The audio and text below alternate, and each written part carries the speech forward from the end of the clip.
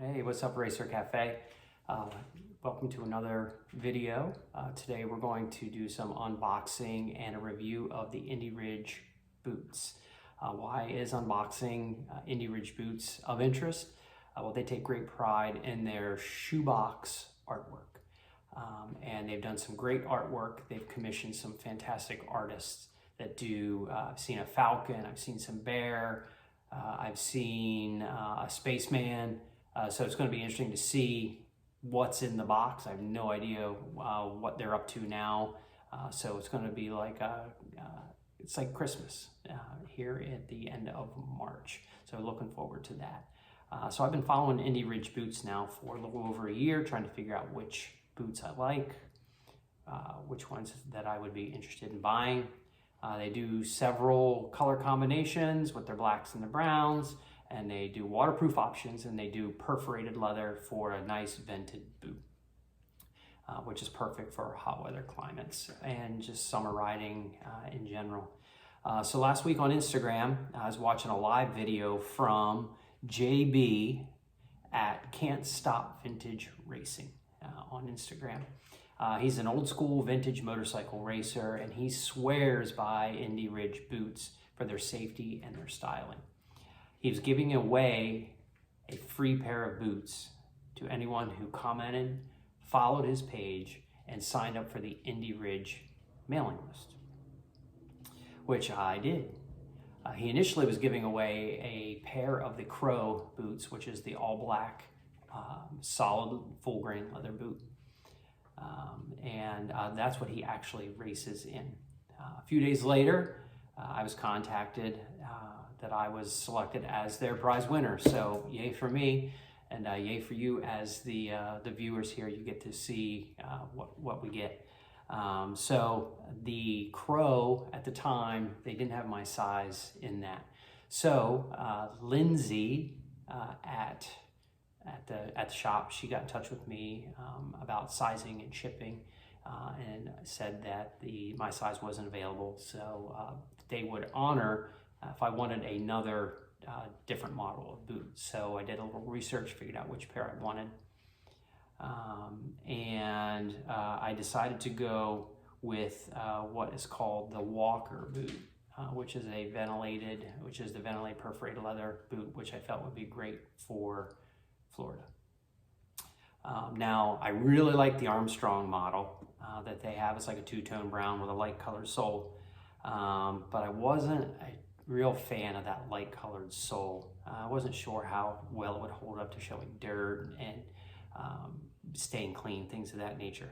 So I opted against that. However, if the Indy Ridge designers would be inclined to take some criticism, some honest constructive criticism, maybe take that same model shoe, the Armstrong, and put a black sole on it, I personally think it'd be a great seller. I think it would look great.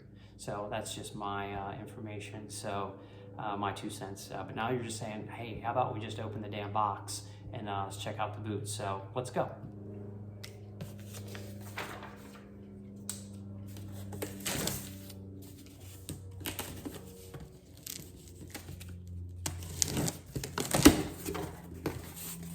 Alright, so what do we have? Oh wow, this is some fantastic artwork. This is phenomenal. Haven't seen this yet, so get a load of this. Let's pop it out of here. Let's get this out of the way. Alright, so Steve, I believe in the guys. That's fantastic. You can see that. That's some great artwork there. Old school bike.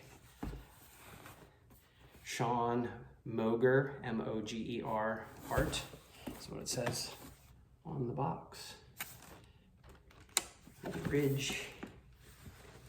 Wow, that's fantastic. So again, it's great artwork. Great job, Indy Ridge. Might be able to pop that in a frame and hang it on my garage wall. So let's see what we have inside the box now. Have our Indy Ridge, congratulations, Live Free 900, all the good stuff about the Indy Ridge USA website in the card. Here we have boot, some packaging, we'll get that out of the way. So their packaging's always really nice. Everything's wrapped in here really nicely. Let's see if we can prop that up a little bit here. So this is, that's the Walker boot there.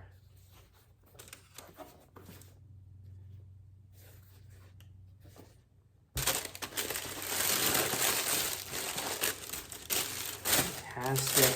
So again, premium leather, live free. They've got their logo, got their little slogan there on the back. So that is the Walker ventilated boot. Obviously not waterproof for obvious reasons.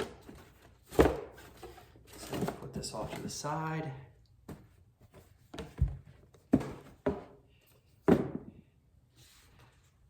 All right, so this boot is the, like I said, is the Walker. Got my notes here, so it's part of the Wingman collection, which is the vented boots. Like I said, they're not waterproof, and they're named after famous test pilots of the X-15 program.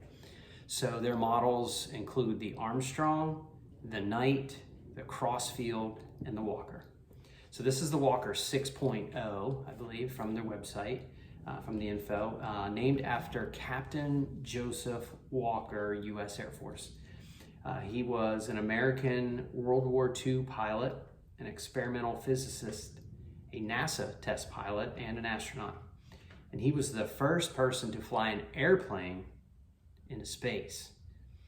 He was one of 12 pilots who flew with the North American X-15 program, which was experimental space plane jointly operated by the Air Force and NASA. He and other 11 pilots from the program knew how to really master the art of risk. As a U.S. veteran myself, I'm proud to wear these boots named after Captain Walker. So some of the info about the boots here, let's go over just some of the basic specs.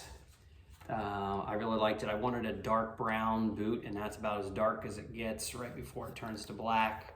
It's got a nice coffee colored sole, as they call it. They're ventilated. As I said, it's full grain perforated leather. These are CE level 2 rated for abrasion resistance, puncture resistance, and transverse rigidity. I'll eventually get that right. The transverse rigidity is the side, the crushing impact of the side from left to right or right to left. And it's CE level 1 for the height. And it's still protective. Unfortunately, they can't get a CE level 2 for these. If they did, it would have to protect the shin. So it would have to be a really tall stormtrooper style boot. So as of right now, I don't think they're going to change that design. So I'll take the CE level 1 for the height. But beautiful boot, smells great. Love the smell of the leather, right? So it has a reinforced ankle cup, very, very rigid. It's got padding. It's got these foam pads right here on both sides of the ankle. And it has a very rigid reinforced toe cap that's in there. It's not a safety toe, it's not a composite toe. It's just reinforced with also the reinforced shank across the bottom. As per the website, they're true to size. Eventually we'll figure that out once we put them on. According to the website, they are stiff to start out, so they do take some break-in, which should be no problem here in the Florida heat. And we'll get them on our feet, get them worn in, and see how they fit on the bike. Weight is about 3 pounds, so very light. And I think with the perforated leather, if I had to assume, these might break in a little bit quicker, a little bit easier than the full grain, just because they have that little bit of flex in there because of the perforations, but we'll find out eventually. So that's what I have for the boots right now from this angle, from in the garage, with the fantastic shoebox art. And we'll get these on a foot, on our feet, get them up on the bike, see how they work with the pegs, work with the shifters, Eventually take them for a ride, see how that perforation really lets the air in and out. So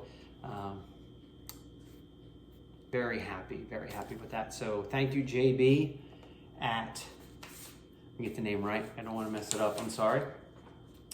At Can't Stop Vintage Racing.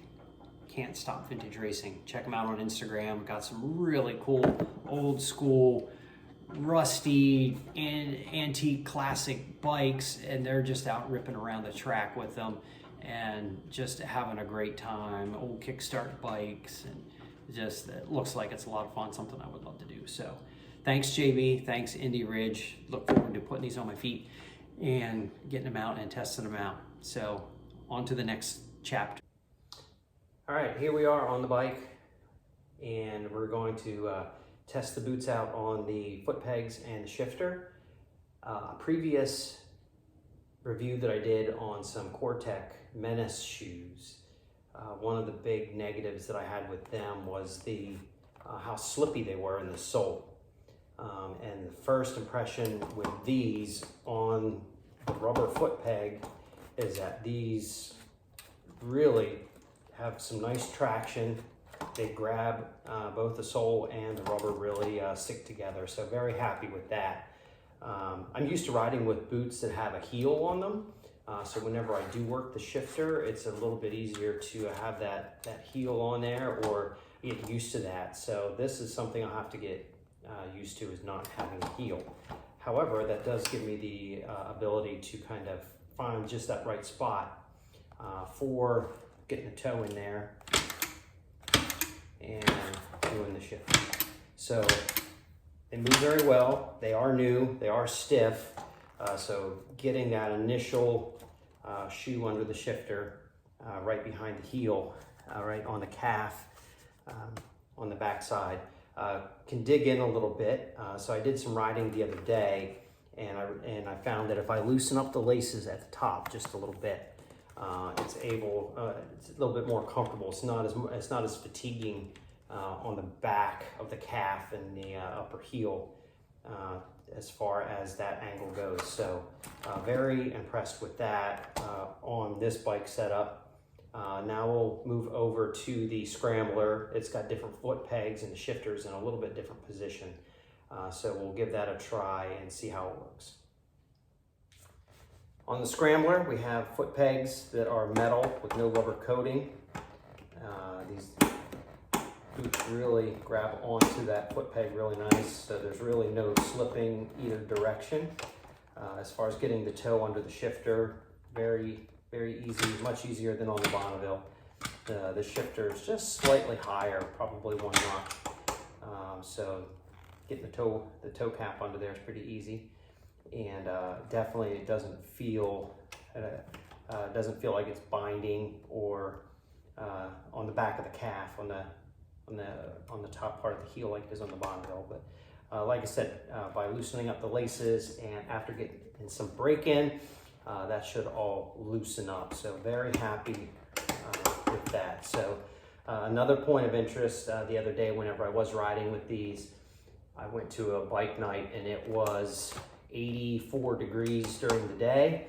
Sun went down and it was 74 by the time I was riding home.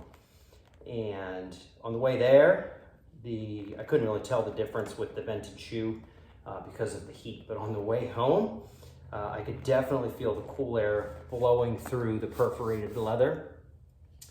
And the biggest way to get the air through that I found was if you, when your feet are on the foot pegs, if you just kind of rock the toe out a little bit, about a 45-degree angle or so, and the air comes in between the bike, kind of on the inside part of your inside of your heel, and it definitely pulls the air through one side.